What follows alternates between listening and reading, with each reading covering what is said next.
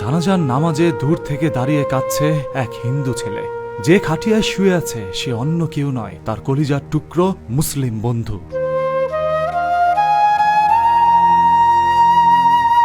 আজ সমাজের নিয়ম, ধর্মের রীতিনীতি তাদের দুজনকে কয়েক গজ দূরত্বে দাঁড় করিয়ে দিয়েছে, কিন্তু এই দূরত্বের মাঝেও কি ওদের আত্মা আলাদা হতে পেরেছে?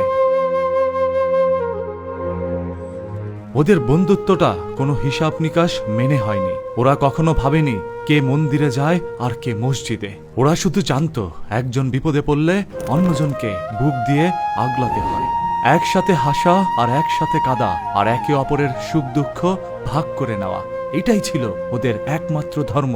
আজ রনি চলে গেছে এমন এক পারে যেখান থেকে কেউ ফেরে না। সমাজ হয়তো আজ বলবে ওদের ধর্ম আলাদা, কিন্তু আকাশের এই নীরব কান্না চিৎকার করে একটা কথাই বলে যাচ্ছে, রক্তের রং যেমন এক, তেমনি চোখের জলের কোনো আলাদা ধর্ম হয় না। বন্ধুত্ব হলো ঈশ্বরের দেওয়া এমন এক পবিত্র বন্ধন, যার মাঝে পৃথিবীর কোনো দেয়াল, কোনো জাত বা কোনো ধর্ম কখনো বাধা হয়ে দাঁড়াতে পারে না। ভালো থাকিস বন্ধু, ওপারে আবার দেখা হবে।